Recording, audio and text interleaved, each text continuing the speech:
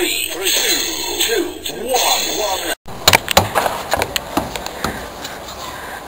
Pneu furou, ligar pro mecânico. Sem sinal. O jeito é ir andando, velho.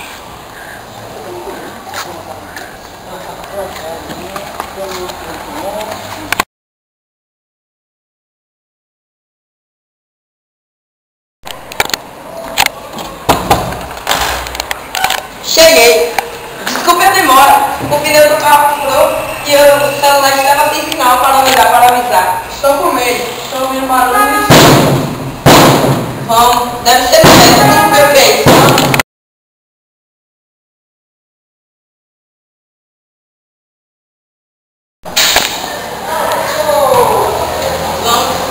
Vamos ver se isso é o tempo mesmo. Vamos.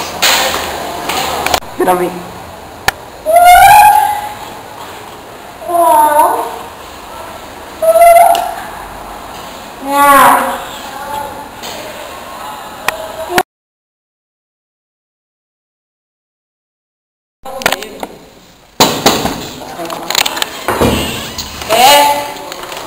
Poxa, fiquei com medo por besteira. Era apenas um gato. Fique tranquila, esses gatos são mesmo uma encarnação. Está aqui todo final de semana. Agora vamos dormir. Boa noite. Boa noite.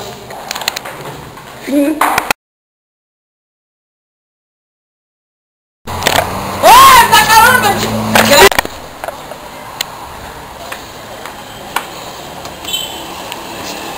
Pneu furado. Vocês agora, vocês aí, Pia? Oi? Vocês aí agora? Não. Vamos. Vamos que eu vou no sofá. Isso, amiga, era isso. Mano de otário. Tá lotado, então pera aí. Tá parecendo você aqui, você sabe? Pode deixar aqui? Pode. Vai ficar parecendo você aqui assim, ó.